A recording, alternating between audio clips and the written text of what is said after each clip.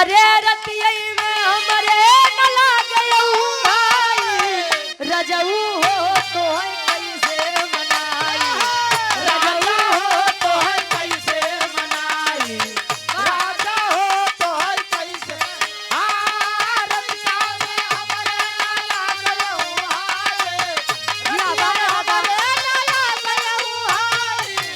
राजा हो तो है कैसे मनाई दादा हो तो है कैसे मुआई दादा हो तो है कैसे ये आप पुरानी गीत में दम नवा चीज 9 दिन लेकिन पुरान चीज 7 दिन। आदरणीय हमारे बाबूजी आप रमन यादव जी बनपुरवा से 100 रुपए देकर सम्मान किए वाह कोई जोड़ नहीं। जब दादा तू या उम्र में तना गर्दा उड़ावत है यार जब जवानी रही हो तो का करत बिना खोदा नारा डाक जात रहे वाह।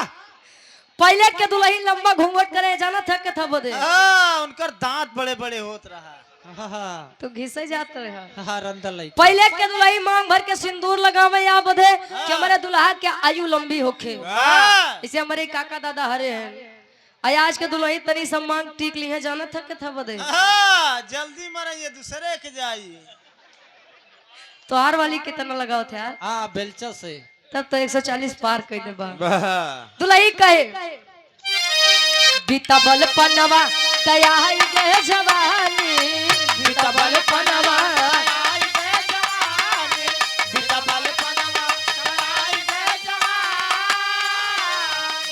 अरे रही रही के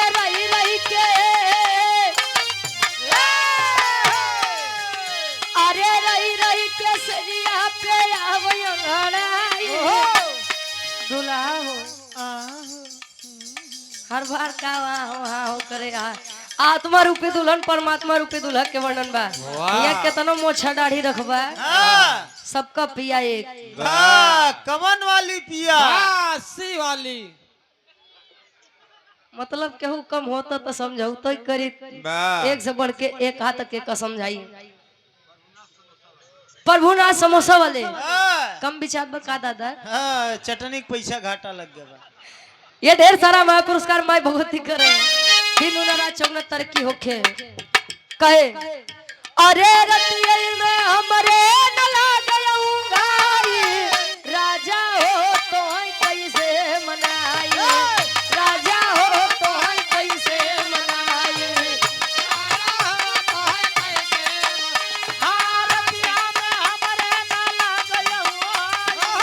रतिया में हमरे न लागयऊ भाई राजा हो तो है कैसे मनाई दुल्हा हो तो है दारू पिया देखा गाजा मतलब दुनिया के मेहरारू सोचत है हमार दुल्हा नशा पताई से दूर रहा है वाह तार वाली पूछत है काया पैसा देख भेजा थे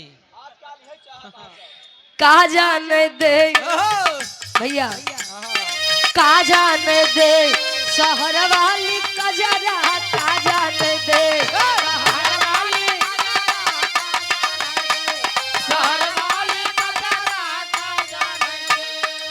कहा जाने दे शहर वाली कजरा वाह पहले जब दिवाली आवे तो कच्चा कोसा में ई काकी दाई लोग काजर पारत रहे वाह पारत रहे हमारे तरफ तो ये भाषा बापो तरफ ये बोला जाता ना भैया पारा जाता है आ वो क्या लगावे तो उसे शुद्ध कुछ होबे नहीं करे आज के समय में तो देखा था जब से लैक्मी वाला काजल आई गया 24 घंटा निखार देत बा वाह तब से आँखी इतनी रही जात बा छोट ए भैया वाह काका हो काकी दाई लोग कहाँ की लगाई ले बेटवा नहीं तो अगले जन्म में वाह तू बचा रहा भाई कहे आन के बलमुआ के सेज पर सुतावे आन के बलमुआ के सेज पे सुतावे आन के बलमुआ के सेज पे मुतावे सुतावे यार कहाँ से सही कहा कहाँ आन के बलम मतलब आपन लड़कियां बच्चा जब छोटा होता है तब बिस्तर सुसु कर देता है भाई तू ज्यादा जानकार ए भैया जब बच्चा छोटा होता है तो माँ उसकी बड़ी केयर करती है देखभाल करती है और लड़कियां के आए के बाद दुल्हा के तनी कम पूछत है आन के बलमुआ के सेज पर सुतावे। हाँ। वही बच्चा जब बड़ा होगा दूसरे से शादी होगी, लड़की से शादी होगी, हाँ। तो वह बने दूसरे के बल्लम बल्लम नहीं बलम भाला परमेश्वर। बने। और अपन दुल्हा दुल्हा है यार वाह वाह कहे आन के बलमुआ के सेज पर सुतावे। आन के बलमुआ के सेज पे सुतावे। आन के बलमुआ के सेज पे सुतावे। आदरणीय योगेश कुमार यादव जी बनपुरवा से समाजवादी गाना के फरमाइश में बस एक के बाद हो जाई। आशीर्वाद के चाह रहे अरे अपने बलम के हरे हरे हरे हरे अरे अपने बलम के बिछा दी गोनरा। अरे अपने बलम के बिछा दी गोनरा। का जाने दे शहर वाली कजरा। का जाने दे शहर वाली शहर वाली कजरा।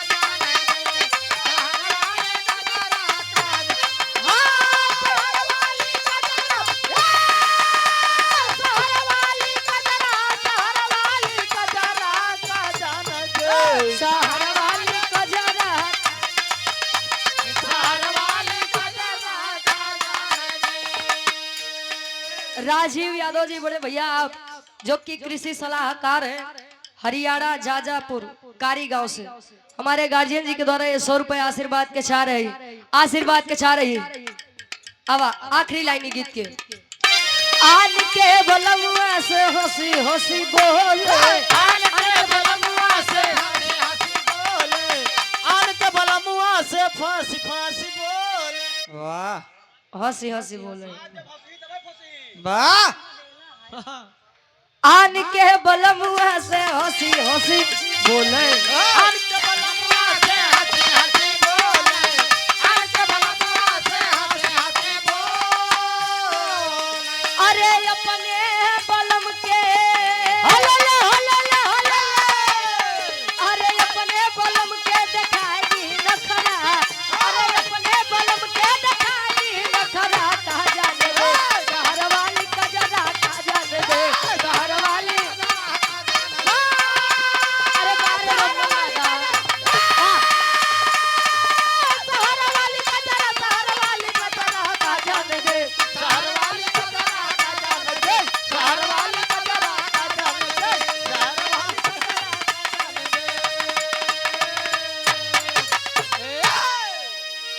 ये पुनः हमारे गार्जियन जी आप रमन दादा हमरे ये 100 रुपए देकर सम्मान के आशीर्वाद के चारी गुरु जी एक लाइन पहले समाजवादी गीत हो जाए।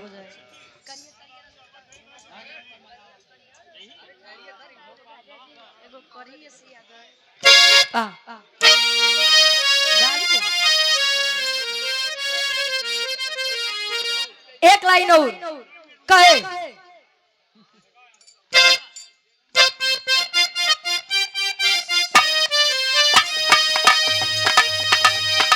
कहे देश प्रदेश की आवाज है चाहने वालों की आवाज है। बाबा 5 क्विंटल चरवाई के 5 किलो राशन देते हैं। आए हाय लागत बा की अब का बतावे वाह जौने रोड पे 5 लाख 10 लाख लगावो तहन वसूली इतना करत है। और कब ले ओकर वसूली दे जब कुछ होता पता नहीं बा। नहीं बा।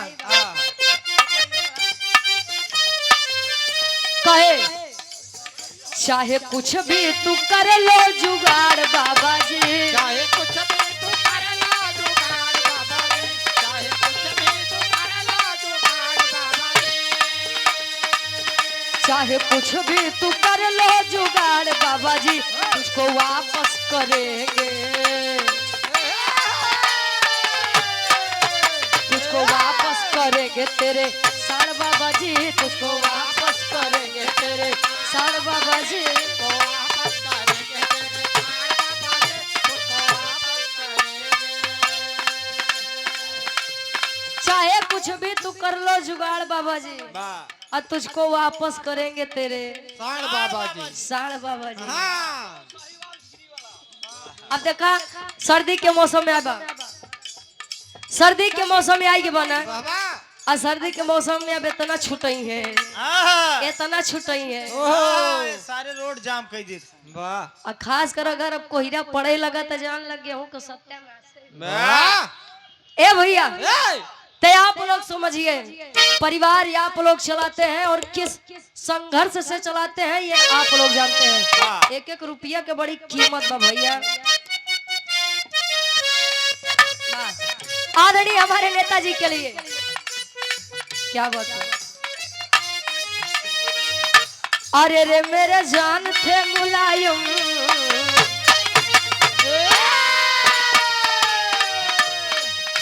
अरे रे मेरे जान थे मुलायम, देश के शान थे मुलायम। अरे रे मेरे जान थे मुलायम, देश के साथ मुलाया, अरे रे मेरे साथ मुलाया, देश के साथ मुलाया, अरे रे मेरे जान थे मुलायम, देश के शान थे मुलायम। स्वागत है भैया अखिलेश का, अरे रे मेरे जान थे मुलायम, देश के साथ मुलाया, स्वागत है भैया अखिलेश का, अरे रे मेरे जान थे मुलायम। देश के साथ मुलाया, स्वागत है भैया अखिलेश का।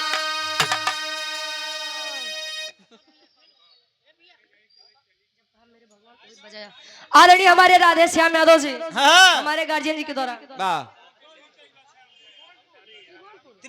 त्रिभुवनपुर से हमारे गार्जियन जी के द्वारा सुंदर माला 100 रुपए देकर सम्मान के आशीर्वाद के साथ कहे, कृष्ण कहूँ व कहूँ राम आपको, कृष्ण कहूँ व कहूँ राम आपको, पूजती हूँ मैं सुबह शाम आपको।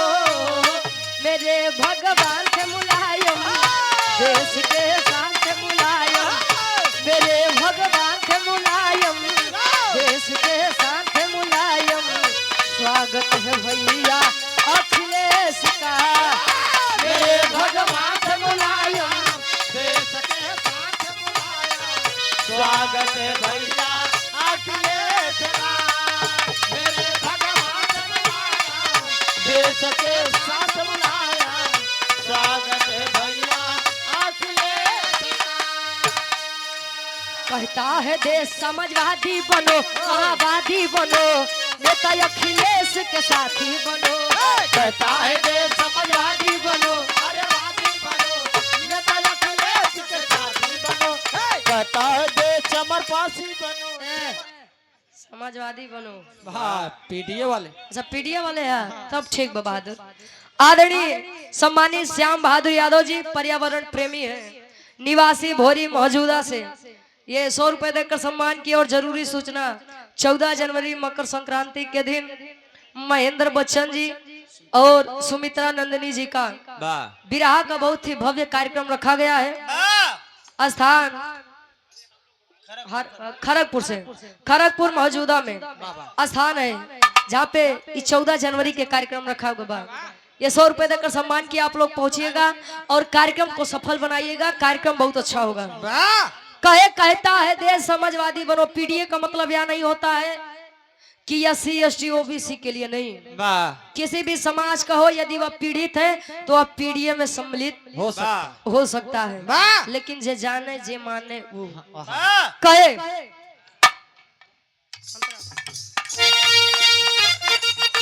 क्या बात है। मुल्क हमारा तभी होगा आजाद। बोलो साइकिल जिंदाबाद, बोलो साइकिल जिंदाबाद, बोलो साइकिल जिंदाबाद। मुल्क हमारा तभी होगा आजाद। बोलो साइकिल जिंदाबाद, बोलो साइकिल जिंदाबाद। देश के विरोधियन से बागी बनो, कहाँ बागी बनो, नेता अखिलेश के साथी बनो। देश के विरोधियों से बागी बनो, बागी बनो, नेता अखिलेश के साथी बनो। देश के विरोधियों से बागी बनो, अरे बागी बनो, नेता अखिलेश के साथी बनो। आदरणीय हृदय के गार्जियन हमारे बड़े भैया प्रदीप यादव जी, एडवोकेट साहब, हाई कोर्ट इलाहाबाद। ये हमारे गार्जियन जी के द्वारा सुंदर माला और 200 रुपए आशीर्वाद के चाह रही। एक बार हमारे गार्जियन जी के नाम पे जोरदार ताली। लोग कहते हैं बिरहा गंवारों का है भैया, लेकिन भाई साहब देखला जवन जवन डिग्री लेके रखे हैं जो बिरहा गावत हैं कि देखने और पढ़ने के बाद पता चलता है कि नहीं बिरहा नहीं है, नहीं। गोपाल चंद यादव जी प्रधान जी, भटपुरवा नरौल से ये सुंदर माला और 500 रुपए देकर सम्मान के आशीर्वाद के चाह रही। एक बात तनी हमारे आप लोग विचार करिए, ये भैया हम लोग अपने वोट की कीमत नहीं समझ सकते और ना ही समझ पाते हैं। क्यों नहीं समझ पाते हैं? जितनी ले में शौकीन है वो अपने कीमत, अपने वोट की कीमत नहीं जानते। एक शीशी उर्दू 400 रुपये पकड़ाई दा वो वोट बेचे खातिर तैयार हो जाएंगे। और जिस दिन शायद यहाँ का इंसान, समाज का इंसान वोट की कीमत समझने लगेगा, उसी दिन हमारे नेता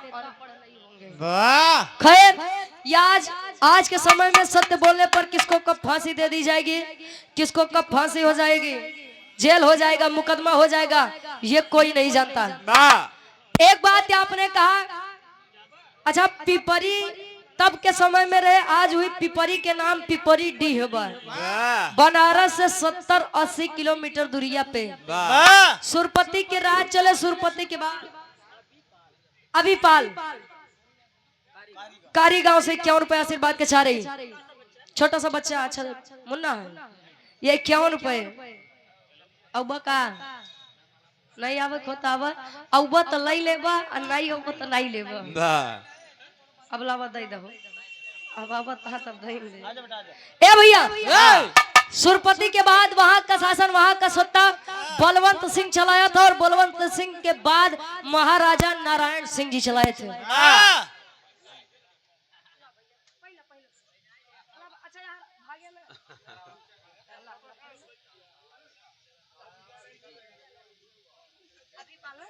ये छोटा सा मुन्ना, छोटा सा भाई अभिपाल, ढेर सारा मैं पुरस्कार देकर सम्मान किया। बाबू पढ़ लिख के अपने जिला जवार के नाम रोशन करा, खूब पढ़ा, खूब बढ़ा है। अब बाकी केतनो पढ़वा ए भैया, बाकी पढ़ा किस्मत को बदली क्यों नहीं जाना। तई बतावल जाए आप लोग एक बिराओ हमारे रात्रि के कार्यक्रम हमारे प्रतापगढ़ में टाइम से छोड़ दिया, और हालांकि यह कार्यक्रम रात्रि में होना था, लेकिन गार्जियन जी का आदेश हुआ कि नहीं, कार्यक्रम ठंड के कारण दिन में कर दिया गया। और आज जो हमारे साथ ढोलक बजाते हैं हमारे मंजीत भैया के घर पर 13वीं, उनके पूज्य दादी जी की 13वीं है, तो वहाँ पर भी सम्मिलित होना है। तो आप लोग बताइए कि क्रांतिकारी भी राह सुना दे या चलते चलते कोई हास्य रस आप लोगों को हंसा के चले, हास्य रस सुना दे। बिल्कुल हंसने की बात होनी चाहिए, बिल्कुल बिल्कुल। अरे बारे हमारा रमन दादा है, ये तो बाधा से आई है। ए भैया, ये लोग महुआ खाए वाले हैं बहादुर, और बाकी सब पिए वाले। पहले के लोग महुआ खाए, देखला प्रोग्राम चालू भाई 4 से 5 घंटा हो गया, हम काफी लोग का कब से देखा था, प्रेम से अभी तक बैठा है। वाह, सम्मान है आप लोगों का। और ये हमारी आखिरी पीढ़ी होगी जो इतने सम्मान से लोग यहाँ पर बैठ के विराज सुन रहे हैं। और ये हमारा आखिरी पीढ़ी बा रमन दादा, जे धोती कुर्ता पहन के टहरे नहीं थे। आज के समय में साला जवन जवन पैंट आएगी बा डैमेज वाला, वो का कीमत 2500-3000 रुपया बा। पहले वह कपड़ों फट जाए तो सुई धागा से सीन के तब पहने कैसा न हो, बेइज्जती न हो जाए। आज तो साला फटहा कपड़ा की कीमत 2500-3000 रुपया। बारे जमाना यही है डिजिटल इंडिया। क्या वो गुरुजी सबका मन बात की चलते चलते एक हास्य रस का विराह हो जाए। सभी प्रकार के, सभी जाति धर्म के लोग हैं, और मेरे हिसाब से सबकी एक ही जात है, वो भी इंसानियत की जात है। बाकी अभी आप लोग जानिए, ढेर कुछ नहीं बोलब, नहीं तो चैनल वाले हैं। अब गुरुजी तनी सा भाव बने,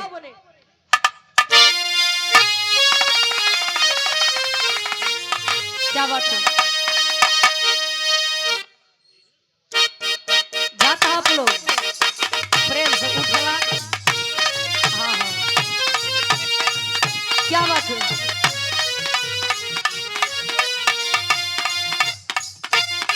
क्या बात है।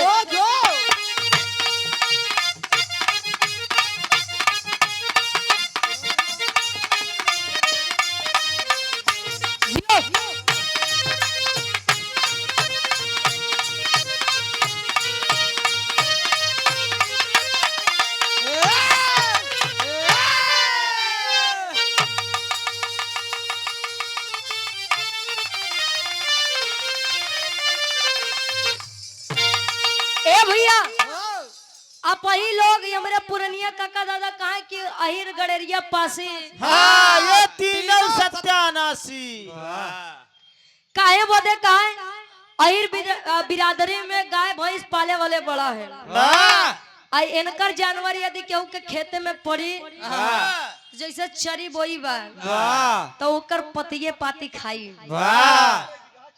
तारे बिघा चरी रहे हाँ चड्डा कान पकड़ लेन के बनाई वो अच्छा ठीक बा वो तो मान ला पाती भर खाई है बची का हर डंठा डंडा ऐसा रही अच्छा अगर पाल बिरादरी वाले अपन फौज अपन पलटन लेके पहुंच जाए क्या बात है बारे बहादुर कबो जिगाए रहे कबो हाके रहे ए भैया अच्छा पाल बिरादरी वाली यदि फौज पड़े तो वो तना खाई जहां तक जड़ न बची जाए और जब इतनी जड़ बची तो जब पासी बिरादरी वाले लोग लेके चलिए 12 नंबर जेसीबी ओ लेके चलिए तो वो करी ऐसे नीचे से खोदी और खोद के ऊपर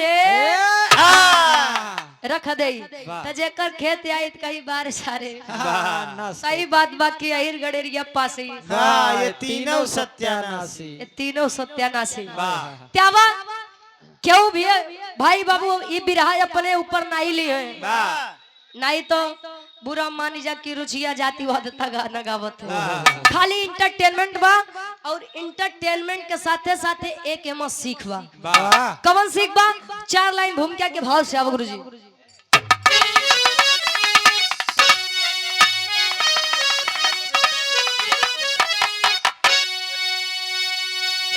मूर्खता की भी हद होती है दोस्तों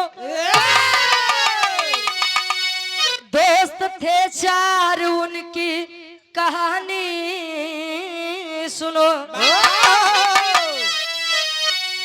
अरे पंडित जी कहते कथा ताव से यादों मिला मैं दुधवा में पानी पाल मौलवी पंडित यादव के संग कहे आव चली मेला लागल बाबा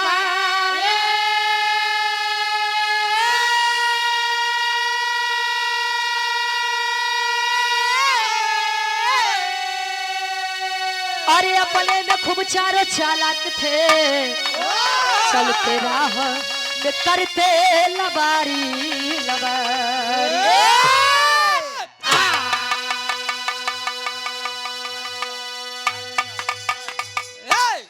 ए भैया मूर्खता की भी हद होती है दोस्तों दोस्त थे 4 उनकी कहानी सुनो समाज में 2 प्रकार के पागल होते हैं पागल एक पागल जिनको भगवान खुद ही एक चूड़ी कस के भेज वो एक पागल जेका काथिन बना ठना पागल बंतु पागल वो जनी है सब लेकिन वो ऐसा ही एक करेंगे जिसे लागत उनका कुछ पते नहीं बा 4 दोस्त पंडित जी मौलवी जी पाल जी और यादव जी ते जाना था पंडित जी के काम बा कथा कहानी बाचब यादव जी अच्छा एक बात रहे काका जब से ही डेयरी खुल गए तब से अहिर बिरादरी वाले के बड़ा घाटा होई लागल काहे बता जाना था पहले आधा लीटर दूधे में 1 लीटर पानी मिलाई दे तो सब कहा कि पैसा पूरा लेते हैं दूधे में पानी ज्यादा आवत बा तो यादव जी कहा अब का करी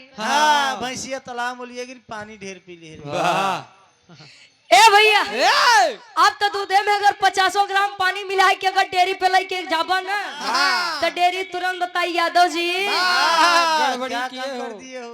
गड़बड़ी करके लौटे हैं पहले के अलग करत तब फैट सही बताई हाँ तही बड़े बड़ा खतरा हो गया भैया पाल जी मौलवी जी 4 जने मित्र रहे पंडित जी कहे कि गांव के बहरवा एक बड़ा बरियार मेला लगा बहुत बड़ा मेला लगा वही गोपीगंज में आवा चला थोड़ा देख आई थोड़ा इंटरटेनमेंट होके मनोरंजन होके 4 दोस्त काफी दिन बाद मिले थे अच्छा चल दिया तो चलो चलो शाम हो गया तो पंडित जी के जन्म करा था ए भैया पंडित जी यादव जी से कहे यादव जी अब देखा जब ले पेटे में कुछ जाई ना हाँ तब ले ई कदम आगे ना बढ़ी ना ही बढ़ी। हाँ कहे तब कहे सुना हमार बात, एक बात हम तो सिखाते ही आहा। का कहन गुरुजी, एक लाइन गजल लागत बा माई और बाबू बदे। वाह वाह कैसे अब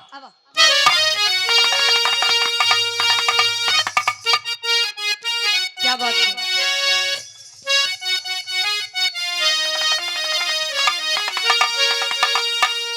अरे मेरे जिंदगी के मालिक परवरदिगार अल्लाह से फरियाद करे हमरा। मेरे जिंदगी के मालिक मेरे दिल पे हाथ रख दे। अरे मेरे जिंदगी के मालिक मेरे दिल पे हाथ रख दे। तेरे आने की खुशी में, तेरे आने की खुशी में मेरा दम निकल न जाए। तेरे आने की खुशी में मेरा दम निकल न जाए। तेरे लेकिन एक लाइन माता और पिता के लिए, वाह बिना माई बाबू के आप लोग नहीं बटा, बिना माई बाबू के हम लोग नहीं बटे। वाह। माता पिता न होते, हम न होते, आप न होते, ये पूरा संसार न होता। ए भैया, जब तक हमारे माता और पिता हमारे साथ रहते हैं, इस दुनिया में रहते हैं, तो माता और पिता का साया बच्चों के सर पर होता है। और जब तक माता पिता जीवित रहते हैं तब तक बच्चा कितना भी बड़ा हो जाए लेकिन वह बच्चा ही रहता है।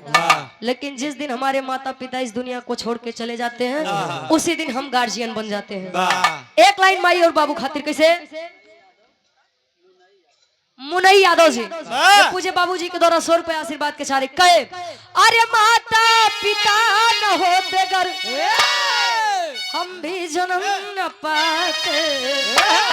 अरे माता पिता न होते घर हम भी जन्म न पाते। संसार में उजाला, संसार में उजाला, अरे होता नहीं कहीं पर। संसार में उजाला होता नहीं कहीं पर संसार में उजाला होता नहीं कहीं पर। कहे कहीं मीरा कहीं राधा तो कहीं घर श्याम मिलते हैं।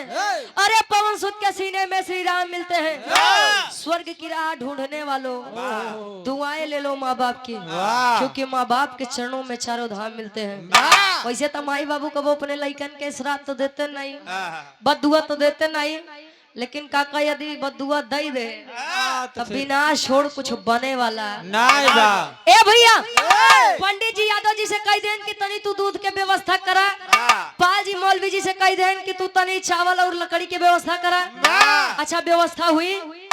पंडित जी सोचन भाई हम बड़ी जाति के आदमी, इन्हन तीनों छूत पता लगा खाना बनाए तो खराब कर दी है, काम मतलब निकली।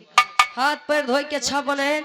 खीर की खुशबू जब नाक के अंदर प्रवेश की, खुशबू अरे लड़के नहीं है, खुशबू सुगंध महक जब नाक के अंदर गई तो पंडित जी लगे ना अपन पंडिताई बुद्धि लगाओ। अरे बाप रे बाप यार, जितना हम कल्पना नहीं की रहे उसी 2 गुना 3 गुना बढ़िया ही खीर बन गया। अब कुछ भी हो खीर तो पंडिते खाइए न सारी इनका दे बने। बोलाए तीनों जने का, ये पल भाई इधर आओ, मौलवी जी इधर आओ, ए यादव जी यार यावा कहे का बात बा। कहे हमारे पास एक बहुत बढ़िया प्लान बा। कहे का, कहे देखा तनी तनी खाई ला, अब बाकी जौन बचे ओकर रख दा। आई खीर सुबेरे एक आदमी खा सकत है। कह के कहे जे राती में सबसे बड़ा सपना देखी, राती में जब सबसे अच्छा सपना देखी सुबेरे पूरी खीर हम हुई के भाई तनी तनी खाए। पंडित जी बाहर सोए, मौलवी जी यार सोए, पाल जी यार सोए, या तो बेचारा एक कोने चला गो भाई अहिरे के लइका खाए पिए में शौकीन रहे। अब तनी खीरी मोकर का जनाई करवट फेर, एक बार यहाँ जाए एक बार बाहर जाए, उठ के बैठे हुए खीरी वाला बर्तन देखे जाई खाई ले का यार। लेकिन सुबेरे नन सारे जनी है तो बड़ी मार मरी है। अब पंडित भाई कहे यहाँ कि सुबेरे हुए खाई जे सपना अच्छा देखी। इधर उधर करत है तबले यादव जी करत है का करे न लाइन गीत लगत बा। कैसे गुरुजी, हिंदी दुनिया वालों ने गाया।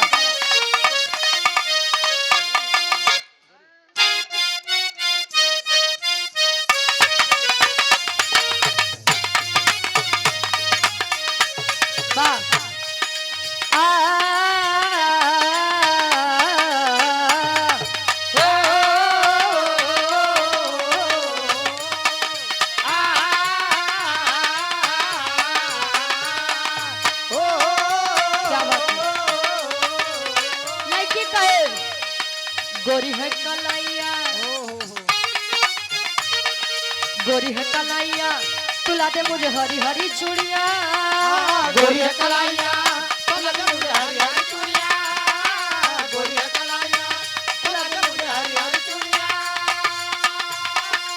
ए गोरी है कलाइया तुला दे मुझे हरी हरी चूड़िया अपना बना ले मुझे बाल माँ गोरी है कलाइया तुला दे मुझे हरी हरी चूड़िया अपना बना ले मुझे बाल माँ गोरी है कलाइया तुला दे मुझे हरी हरी चूड़िया वाह वाह रे मेरा दादा वाह जी आप बना ले मुझे बाल माँ हम जानत रहे या गीत पे केहू आवे चाहे मत आवे लेकिन हमारे दादा जरूरी है रमन आदरणीय पूजी हमारे बाबूजी रमन दादा ये 100 रुपए आशीर्वाद के चाह रही लेकिन वही रे के लइका राती में करत बा नींद यादों को न आए भक्ति न सोई जाए मुझे याद को न आए भक्ति में सोई जाए मुझे याद को न आए भक्ति न सोई जाए नींद यादों को न आए भक्ति न सोई जाए खिरिया खाई गई ले आधी रात के मुझे याद को न आए भक्ति में सोई जाए चिड़िया खाई गई ले आधी रात को मुझे याद को न आए ए भैया राते में यादव जी उठे गैन कुल खीर खाई ले बर्तन ढक के रख दे सुबेर भा पंडित जी मने मन लगे खुशिया होए केतना होई पंडित से आगे क्यों जाबा ना गैन खुशी खुशी में पंडित जी पाल जी का उठाए ने पाल जी ए पाल जी कारीगांव से पूजे हमारे बाबूजी आप मुनई यादव जी पुनः 100 रुपए देकर सम्मान के आशीर्वाद के साथ रही कहने राजू उठोबा राती वाली बात याद बा कि नहीं याद बा अब पाल जी राती में कुछ सपना देखे हो तब तो बताओ कहे हाँ हाँ याद बा कहन का सपना देखा कहे पंडित जी रतिया में हम सोवत रहे और सोते सोवत हम 5वें आसमान पे पहुंच गए कहा 5वें आसमान पे यार अरे बाप रे 5वें आसमान पे का करत रहे हो कहना अब हम का जनी बस सपना देख ले तो देख ले अब सपना तो कब बड़ा हो से मतलब बा आम खा गुठली न गिना अच्छा अब मौलवी जी का उठाए तू कहन है पाल तो 5वें आसमान पे रहे हमारे भगवान ए भैया कहे ने 5वें आसमान पे रहे हम तो 7वें आसमान पे पहुंच गए और वहां से स्वर्ग लोग इतना बढ़िया लग रहा था मृतलोक इतना बढ़िया लग रहा था कि सुंदर सुंदर अप्सराएं काली काली मस्त मस्त आहो काली काली नृत्य कर रही थी नाच रही थी कहे अच्छा बे साला ये लोगों तो तगड़ा दिमाग लगा दिए ये 5वें आसमान पे ऐसी ज्यादा तो है 7वें आसमान पे पहुंच गया रहा सार हरे हमसे आगे न जाबा पंडित जी कहें बस है तने रात में मैं सो रहा था और सोते सोते मैं क्षीर सागर में पहुंच गया देखा पंडित जी के दिमाग कहे सोते सोते मैं क्षीर सागर में पहुंच गया क्षीर सागर तू गए रहा तो लक्ष्मी जी विष्णु जी कहाँ रहे लक्ष्मी जी हमारे गोड़ दबावत रहे विष्णु जी का करते रहे वो पिछो बैठ के हवा करत रहे वाह तोरे पिछवा हवा अबे सिरहाने लगे बैठ के हो कहे बा अब यादव जी यार को सुना था कहाँ देखा सार हरिन का है मतलब कि खीर जब होई तब तो खा जाबा लेकिन खीर खाए बदे तू लोग इतना बड़ा झूठ बोलता है दिमाग लगा ले है सार रखी मतलब 2 जने तो इतना ही कम रहे अब पंडित जी का देखा है लक्ष्मी जी से गोड़ दबावते हैं विष्णु जी से हवा करवावत है रहा अहिरे से न जाए का झूठा सार अब पंडित जी तब मार तनी आए लागे बस बस अब हमारे सपना सबसे बढ़िया बा अब अहिरे के बुद्धि के तनी होत है बे अबे तो 12 ए भैया गए कहे रे यादव जी आए राजू उठो बात की सोचता ही रहा बा उठे तो मार यादव जी चौड़ियात है का सुबेरे सुबेरे परेशान करे हा घरे रहा तो घरे मेहरारू नहीं सोवे दी यहाँ रहा तो तू मारे यहाँ दिमाग खराब करे का बात बा उठा राती वाला बात याद बा सपना बतावा हम लोग तो देख ला वो 5वें आसमान पे और 7वें आसमान पे हम क्षीर सागर में रहे अब अहिर जी कहा अब खीर ना दिमाग का लगाई यार अब देखा यादव जी दिमाग लगावत है कहा दिमाग लगावे लगे हाथ जोड़ के खड़ा हो गए पंडित जी मौलवी जी वाह अब हम का बताई आहा। रात में हमारे साथ एक बहुत बड़ा कांड हो गया वाह कांड अबे तोरे साथे कांड हो गया आहा। कहे सुना बतावत है यादव जी बतावे का बतावे एक शादी विवाह में महिलाएं गावत थे जेके गारी गीत कहा थे वाह केहू के नाम लेके नहीं गावते बस तर्ज भाई आप लोग समझिए बनारस वाले गावे थे क्या बात है गाड़ी दुइये जगह के अच्छी लागत है हाँ। रमन दादा हाँ।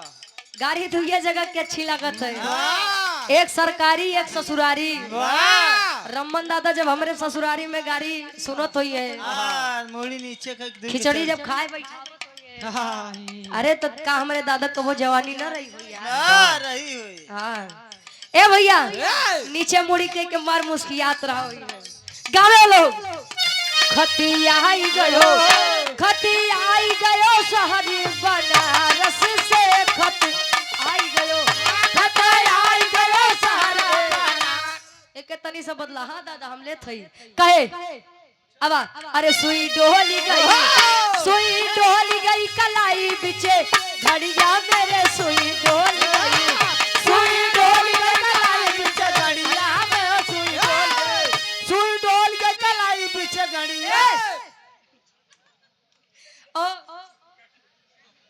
हमारे हृदय के गार्जियन जी हमारे रमन दादा 100 रुपए देकर सम्मान के आशीर्वाद के चाह रही मतलब हम तो इशारा करते कि घड़िया में तो नहीं सुनाता वाह ढोल पीटे था ना सुन के गड़िया अब मान ला जैसे हमारे रमन दादा के मेहरारू हो गई हमारी दादी हो गई वाह वो लोग अगर माइक लेती तो मान ला जगह हम दांत नहीं बा वो लोग माइक लेके गवे अरे कुछ आज मारूंगी कुछ काल मारूंगा कुछ दिया दियाई के बाद मारूंगा सुई डोल कहे अरे फलाने के बहिनी बाजार करे जाली हजार करे जाली भतार करे जाली सुई तब ले लइके माइकवा छोड़ के कहे दादी मारूंगा नहीं मारूंगी अब हम का पता रे थोड़ी पढ़े लिखे है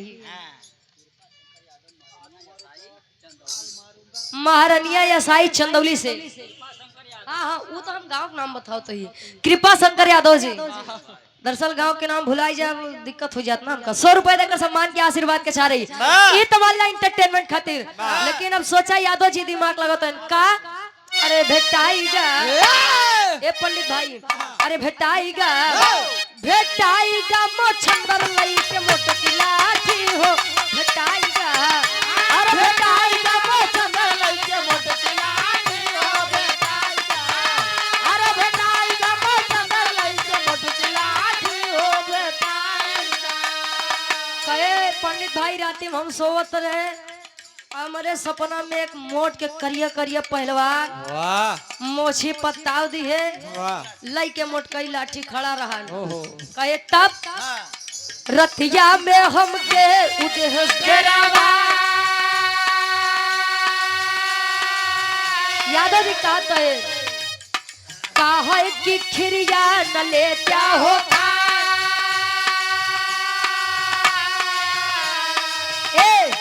रतिया में हमके उदेश डेरावा कहा कि खिरिया न लेता हो खाए हो भेटाईगा मोछंदर लई के मोटकी लाठी हो भेटाईगा मोछंदर लई के मोटकी लाठी हो भेटाईगा मोछंदर लई के मोटकी लाठी हो यादव जी कहे नु पहलवान मिला कहे तो सारे पहलवान मिल गया तू पहलवान तोरे साथे का करी तेहू मर्द वो मर्द का बात रहे कहे अब का बताई वह लाठी एकदम हमरे मुहे लगे लगाए दे काहे बदे काहे ई बताओ सारे उ खीर खाबे तू का लाठी से रेली बोल कि नहीं खाबे वाह। अरे बाप रे बाप खीरी के नाम ले पंडित जी का मुंह बावे बावे रहेगा वाह मच्छी आवत जाई लागी अबे खीर कतो खाए त नहीं ले से सर बोल बोल आगे बोल कहे ना अब हम का बताई कहे कि उ खीर के खुशबू इतनी बढ़िया है बस अरे हमार व्रत बाब हमार व्रत लागत बहुत टूट जाई ई बता त खीर खावे कि नहीं खावे खावे कि नहीं खावे अरे बाप रे बाप तीनों जने मुंह बनाई के लखत है अहिरा सार खाए त नहीं ले देखा दिमाग लगावत है वाह तब ले यादव जी जब तीनों जने का यह हालत देखे मने मन मुस्कुराते हैं नावा सार हरे वाह लक्ष्मी जी से गोड़ दबो हुआ सतवे आसमान पे जाबा वाह तू सर पचे आसमान पे रहबत कहा तैन मने मन पंडित जी के अगवा अहिर बिरादरी वाले खड़ा है यादव जी खड़ा है ना सोचतन का सोचे एक लाइन कवि जी लिखत है तेरी के भाव में वाह वाह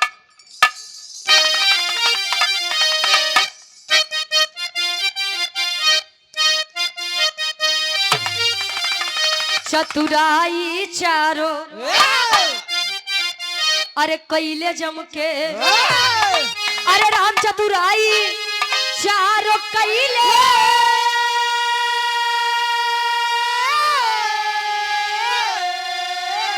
अरे चतुराई चारों कैले जम के चली ना अहिर के सामने पंडित के पंडिताई अरे पंडिताई अरे पंडिताई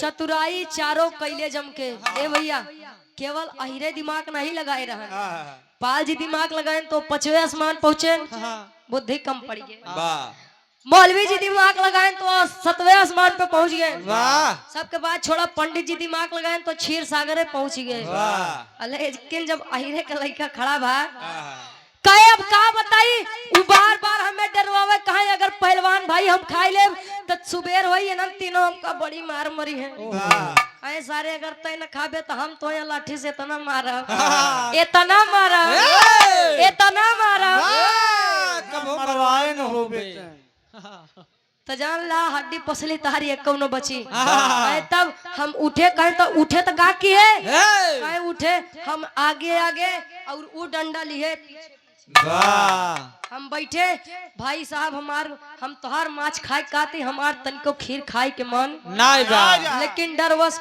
प्लेट हटाए कुल खीर भाई हम देर के मारा खाई गए वाह अरे माई रे माई पंडित जी बैठ गए नवे सारे ही का करे वाह राती में ढंग से भोजन नहीं किए रहे सुबेरे सोच रहे खा पी अब तो कुल नहीं गए अभी बताओ जब वो पहलवान तुम्हें डरवावे आ रहा तो तीन जने बगलिया हम उतरे का मर ये का बे नहीं उठाई पाए तब ले यादव जी कहता अब देखा पंडित भाई अब तू गलते बोलत है यार अब जान ले मित्रता में दरार आई जाइए कहे न रे मतलब नॉर्मल हो गया कहे मतलब यार अगर तो कुछ हो ही जाता तो तहार मेरारू चार बात हम ही सुनावत न कहे नहीं उठाए कहे न कैसे उठाई कहा तन का बिरहा के आखिरी गीत लगत बा खाटी इलाहाबादी तर्ज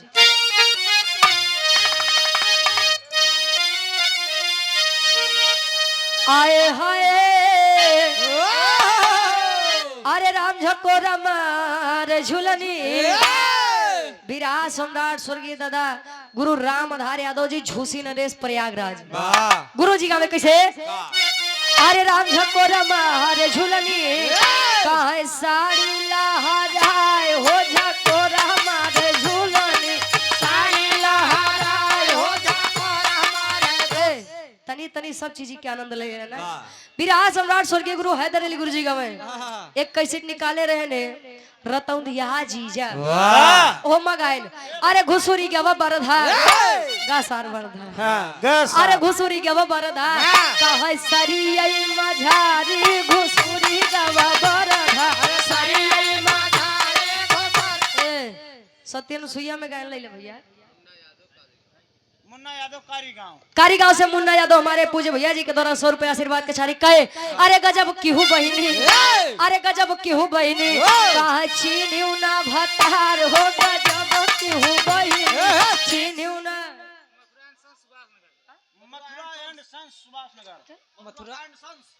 मथुरा एंड सन्स सुभाष नगर से 100 रुपए देकर सम्मान के आशीर्वाद के चाह रही बारे पतिव्रता नारी कहे एक लाइन और कौन दुल्ही बतावे अपने बूढ़ी माई के रानसान अरे हमारे मुड़ी कटली अरे हमारे मुड़ी कटली तब मोर बूढ़ा माई हमार मुड़ी कटली मुन्ना यादव जी हमारे गार्जियन जी के द्वारा पुनः 100 रुपए कारी गांव से। ए भैया ई या पुरान चीज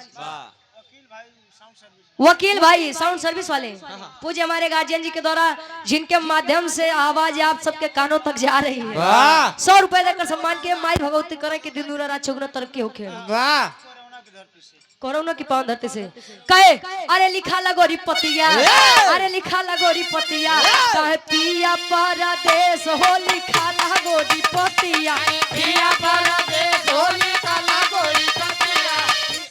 अरे बदन पियर आई गया। महिला जब गर्भवती होती है तो उसके शरीर के अंदर परिवर्तन होते हैं। अरे बदन पियर आई गया कहे गोड़ हो गया भारी, बदन पियर आई गया। एक लाइन हमार बड़ी मन पसंदीदार बा का बजाना था। अरे घुमा के गोरी मरलू मुन्ना यादव जी हमारे गार्जियन जी कारी गांव से 100 रुपए। अरे घुमा के गोरी मरलू वही से बान रे घुमा के गोरी मरलू। विराज सम्राट स्वर्गीय दादा श्री राम कैलाश यादव जी एक बात कहत रहे कहे तेरी मेरी आंख लड़ी लोगों ने बदनाम किया, कहा दुनिया के बक्कई दे हम तू अपन काम किया। केहू केहू कहेला उमरिया के दोष बा, कही के गए सूरदास सब नजरिए के दोष बा। ए भैया एक लाइन दुई अर्थी। अरे टंगिए में टंगिया ए बाबू टंगिए में टंगिया फसावाली हो नदी भऊ जइया, कहे टंगिए में टंगिया फसावाली रे नदी भऊ जइया। अरे ऊपर ऐसे डाल के डाल भैया, अरे ऊपर ऐसे डाल के हिलवानी हो नदी भऊ जइया। और हमारे गार्जियन जी मुन्ना यादव भैया जी कारीगांव से पूरा 100 रुपए। गोविंद वर्मा जी बड़कऊ ये हमारे गार्जियन जी के द्वारा 11 रुपए। वसंत लाल विंध्याचल से हमारे गार्जियन जी के द्वारा विंध्याचल धाम से माई के नगरी से हमारे गार्जियन जी के द्वारा 51 रुपए हमारे बाबू के लैला हो। अच्छा अच्छा ठीक बा। मरचा फ्राई वाले मरचा तो बड़ा महंगा हो गया बिचो में काका। समोसा वाले कारी गांव से 11 रुपया अब गाय ली तो आप खिया के समोसा खाए। वाह ओम प्रकाश सिंह जी विंध्याचल माई के नगरी से हमारे गार्जियन जी के द्वारा 51 रुपए। माई भगवती के कृपा आप पर बनी रहे। कहे टंगिया में टंगिया फसवली रे ऊपर ऐसे डाल के हिलवानी हो नदी भऊ जइया। ऊपर ऐसे डाल के कहे ऊपर ऐसे डाल के हिलवानी रे नदी भऊ जइया। ए रमन दादा कहे माल सफेद गिरवाली हो नदी भऊ जइया। माल सफेद दुई अर्थी बाबा। पहले भोरारिया 4 बजे उठ के काकी माई लोग जब जाता पे बैठे गेहूं लेके गेहूं डाल के जब मुट्ठा पकड़ के घुमावे तब वह सफेद सफेद आटा गिरे। आवा समय में काका जे करे घरे गेहूं के रोटी बन जाए तने शान से बताओ कि यार आज हमारे गेहूं के रोटी बनी जन्म मैहर के दर्शन के वाह का करबा भाई। जब कोनो चीज अगर काका बिना मेहनत के मिले लागत है ना तो लोग ओकर कीमत भुलाई जाती। ये तो मान लो दुई अर्थी भाव रहे, लेकिन भाव पर गौर करेंगे। आप पंडित जी से यादव जी कहा थे ना पंडित भाई तू गलत बोलत है। का गलत बोलत है सुना बताओ तो का बतावे। अरे बोलाई कैसे पंडित जी, अरे बोलाई कैसे पंडित जी तू रहा क्षीर सागर। बोलाई कैसे पंडित जी तू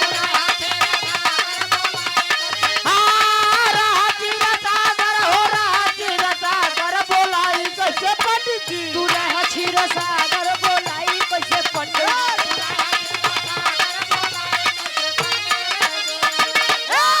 कहे मौलवी भाई गवा रहे सतवे आसमान पे। मौलवी भाई गवा रहे सतवे आसमान पे। मौलवी भाई गवा रहे सतवे आसमान पे। पाले न आए पानी फिर गया रमान पे। फिर गया रमान पे ओ फिर गया रमान पे। फिर गया रमान पे ओ फिर गया रमान पे।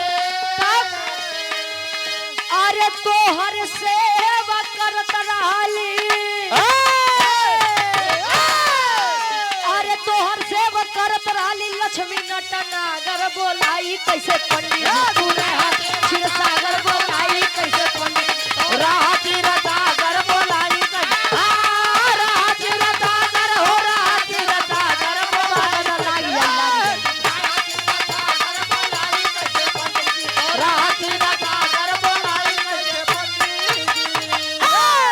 पुनः हमारे रमन दादाजी। अच्छा वाह क्या गजब का नित्य है। ये 100 रुपए देकर सम्मान किए। अच्छा बाबा पतो हो तो आवे लगी कि नहीं? तब भाई नचते हैं भाई साहब अगर पतो हो उती न तो अगर धोती धोवे की परत जानी काजनी कहाँ गए रहे लौट के नाच के चलाए आए हैं वाह गंधवाई के चलाए हैं आई में खैर, बुढ़ा बुढ़ौती में जान मलिकिन के राज बा तो ठीक बनना चला कोनो दिक्कत नहीं बा। ए भैया कहानी के तनी गौर करिए कहे बोलाई कैसे पंडित जी तू रहा क्षीर सागर पंडित जी अब भाई तू बताया कि तू क्षीर सागर गए रहा बड़ा तगड़ा दिमाग लगाई बा अपने बात पे हम खुद फंस गए ससुर कहना चाह हम नहीं रहती बताओ इन्हें दोनों कहा रहे जने कहा रहे पाल जी 5वें आसमान पे मौलवी जी 7वें आसमान पे ये बतावा यह दोस्ती या यह यारी या तीनों जने तक घूमे चला गया ये नहीं सोचा आहिर बेचारा उस जंगले में कैसे रही तो तू लोग नहीं आए तो हम अपन जान बचावे बदे भाई खीर खाई ले अब हम का करी अब ओका कैसे निकारी तू ही बतावा कहत पाछे से निकाल ए भैया पंडित जी मौलवी जी पाल जी तीनों जने अपन अपन पेटवा पकड़ के बैठ गए और आइर यादव जी सोचत हैं वाह खीर खाब क्षीर सागर जाब लक्ष्मी जी सेवा करवाऊ गोड़ दबावत रहे करवाऊ ससुर तो है बस ए भैया सार तो यादव जी देख देख मुस्कुरा उनके तीनों जने मोह 12 बजे बा साला रात में ढंग से नहीं खाए सुबेरे ही कांड होई बा तीनों जने विचार करते हैं इनका आल्हा के भाव में कवि जी प्रमाण देते हैं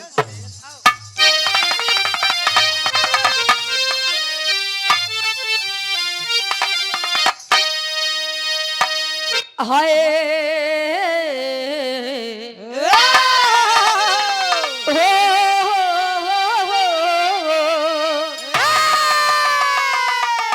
अरे सपना सब अधूरा रही गईले मानवा के बाबू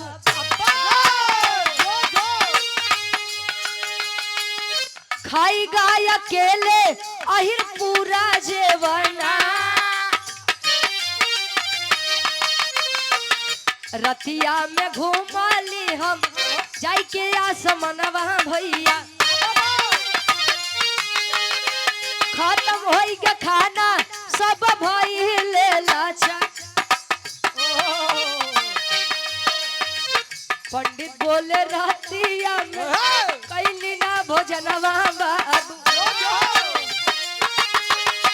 सोची सोची माना में बहुते पछता तीनों जने पछतात है यार पंडित जी हिम्मत करके खड़ा भैन पंडित जी कहन भैया भैया राम राम उतरी जा सुन ला तब जा कहाँ के देर होता भैया भैया ए भैया कहानी पर विचार करेंगे अरे हम लखा अच्छा तीनों लोग विचार करें पंडित जी हिम्मत बांध के उठन यादव जी अब चलो घरे काहे चला मेला देख लिया चला मेला देखिए देखो ना यार अब का बताई राति में भोजन नहीं किए सुबेरे ही हाल हो गया तब कहाँ से चली जब पेटम ससुर कुछ रावे न करी तब मेला मेली नीक लागी पैसा ला विजय यादव जी हमारे पूज्य बाबूजी नथईपुर से 100 रुपए देकर सम्मान किए चरणों में कोट कोट नमन है बाबू के हमारे पहले की स्वीकार होखे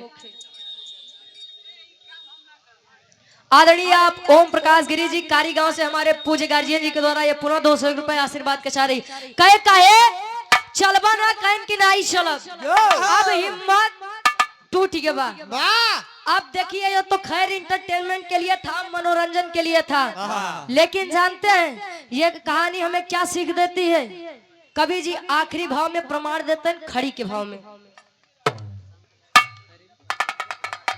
संतलाल यादव जी, जिला पंचायत सदस्य, वार्ड नंबर 12 से हमारे मंच संचालक साहब, हमारे गार्जियन जी के द्वारा इस भाव को समझते हुए 100 रुपए आशीर्वाद के चारी कहे।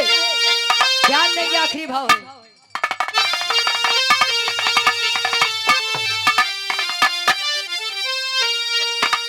अरे अनुमान से बड़ा हो भाई अनुभव, कहे दुनिया सगरी।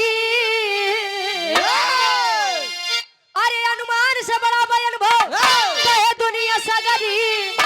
पकड़ पेटवा के धैले तीनों घर के डगरी। पकड़ पेटवा के तीनों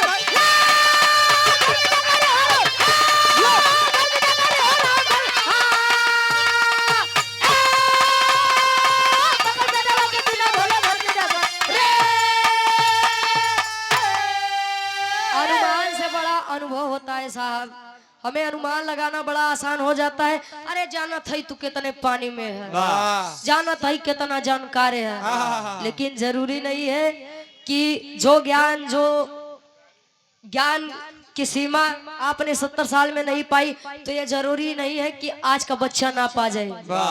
रुचि मैडम जाते जाते एक दो फटके हाँ बिल्कुल जी उसी के साथ समाप्त। ए भैया, हमें कभी भी अपने दुश्मन को वाह वाह मिट्टी का पुतला नहीं समझना चाहिए।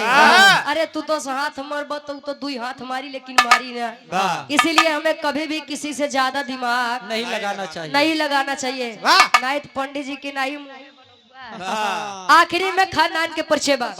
राहुल बिंद भैया जी फल वाले, कुसौली चौराहा से 100 रुपए आशीर्वाद के चाह रही। माई भगवती करे काम में दूर छोकरा तरक्की होके। अब गुरु बिहारी, गुरु गणेश, गुरु रामलाल, गुरु गाय।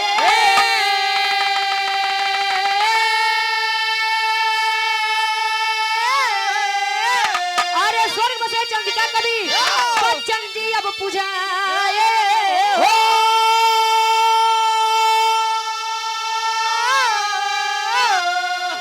चतुराई चारों कैले जमके, बाले वंशी रुचि ज्ञान की ज्योति जलाई। चतुराई चारों कैले जमके, ज्ञान की ज्योति जलाई हो। चतुराई कैले चारों।